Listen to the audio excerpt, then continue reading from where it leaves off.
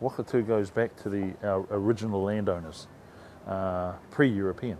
And then when the European arrived, there was an agreement between our ancestors and basically the Wakefields, really, the New Zealand company.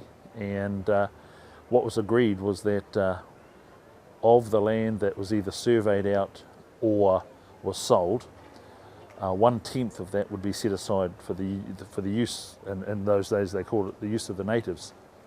So 1/10 of that should have been set aside. In addition to that 1/10, all of the occupation sites, our urupā, our wahi tapu, our gardens should have also been set aside. And it's interesting to see that some of the sites that are administered by the Crown departments are under their administration, and they haven't been set aside. Right behind me here we have the cathedral. That was an old pa site, and when the missionaries arrived, they were looking for a prominent place, and obviously a lot of the sites of significance for our ancestors were in those places, and so the cathedral was built on top of that site. The name of it's called Pikimai, and it is, as you can see, it is a pretty prominent place here in Nelson. There are many other significant places as well, but Nelson's changed so much because of the reclamation. The shoreline used to come in into way inland and here into Nelson. You'd never recognise that, so we've got an issue with our local council to draw paint the old coastline where it was, and because many people that come to Nelson don't realise that the coastline used to come all the way into here. Also over behind us we have a place called Matangi Awhio, and that was first settled by a rangatira from Whanganui.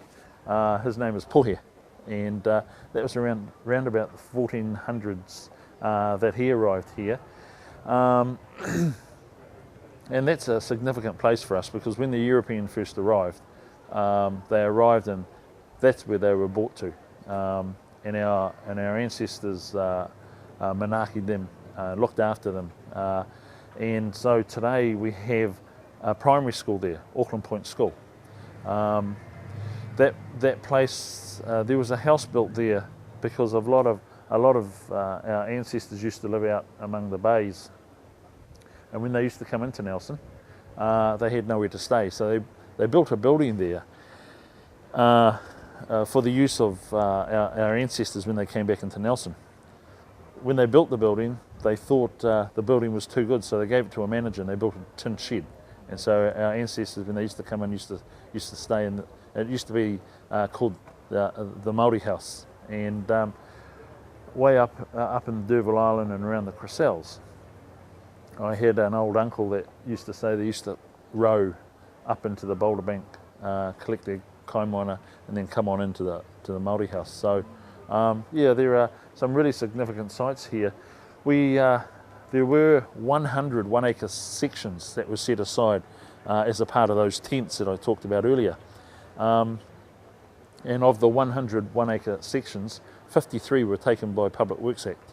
And so there are a large number of sites that we had control of that were taken by way of Public Works Act. The site that we're on today was a part of one of those 1-acre sections. And as you can see, there are buildings that we have on those sites. The whole issue was that when those lands were being allocated, they ran out of land. And so on top of the lands that were taken by way of sale, there were also those that were taken by way of Public Works Act. And there are the things like the schools, the churches, the hospitals.